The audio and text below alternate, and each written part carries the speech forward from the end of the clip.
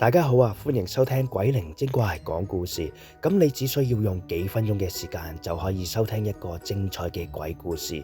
如果中意呢條片嘅，記住俾 like、subscribe 同埋訂閱啦，因為有你嘅支持，我先會行得更加遠嘅。咁而家故事開始。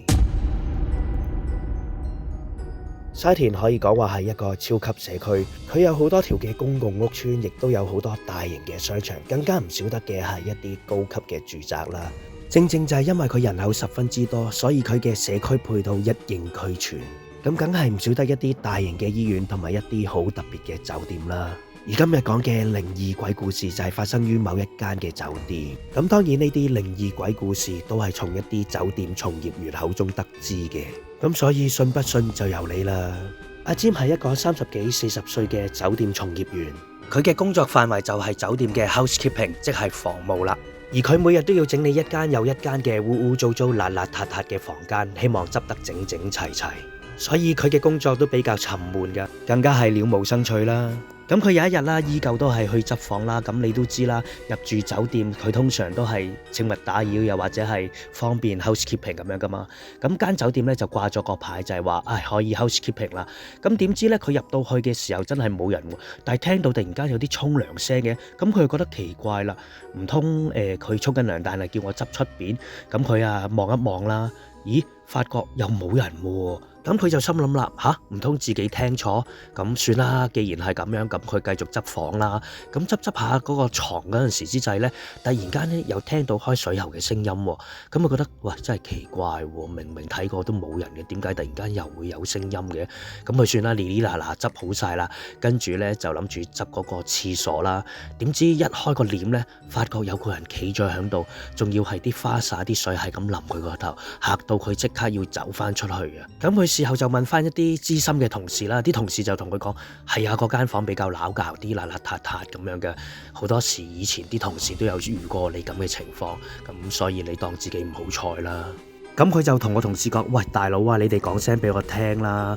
咁跟住個同事又同翻佢講，喂，如果講咗俾你聽，咁邊個執呢間房啊？咁其實你問我覺得佢個同事都講得啱嘅。咁如果唔係，又邊個執呢一間房啊？始終間房都要有人執噶嘛。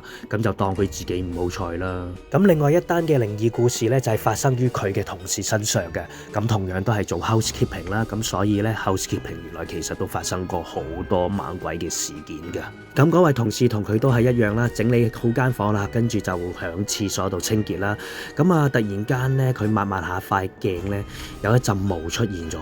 咁佢再抹啦，一路抹，一路抹。突然間咧，響塊鏡度浮現咗一個人樣出嚟，又係咁樣嚇到佢，即刻又係衝出去啦。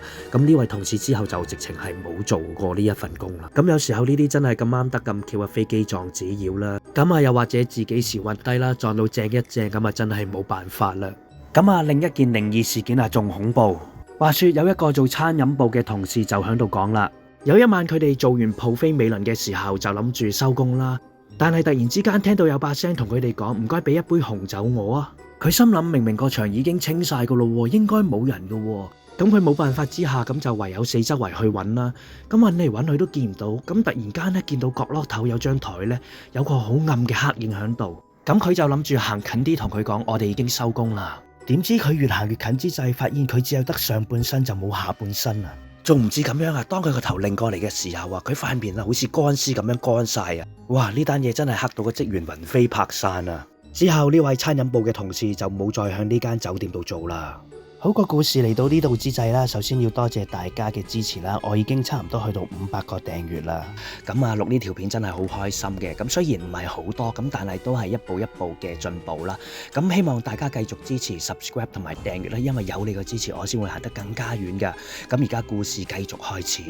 咁另外一單鬼故事呢，就係發生於響前台嘅同事嘅。佢哋嘅工作性質就比較繁忙啲啦，因為有時都需要受氣嘅，你都知啦。有時入住嘅客人同埋退訂嘅客人都有好多問題噶嘛，咁佢哋亦都要一一去解決嘅。咁所以咧呢個職位咧其實都比較辛苦啲嘅。咁有一晚呢位女同事咧就做下嘢咧，突然間有位女住客咧就走到佢面前就同佢講：喂，唔該，我想退房啊，或者係轉過另外一間房啊，因為咧我發覺嗰度有啲污糟嘢啊。咁啊，佢就問個女住戶：你住邊間房啊？咁佢就講咗佢嗰間房嘅 number 啦。跟住佢心諗：咦，呢間房冇人住㗎喎，點會有客人入去住咁樣呢？咁佢覺得好奇怪啦。因為點解呢？因為呢間房本身真係鬧鬼嘅，所以咧佢哋基本上都唔會租出去，除非嗰個即係嗰個環境係好爆，或者係真係完全冇房啦，咁佢哋先會租出去嘅啫。咁啊，有時有啲都唔知係咪咁湊巧嘅，即係咁啱得咁巧，啱啱有個入住嘅人呢，就追咗最後一間房，即係成間酒店都冇房啦。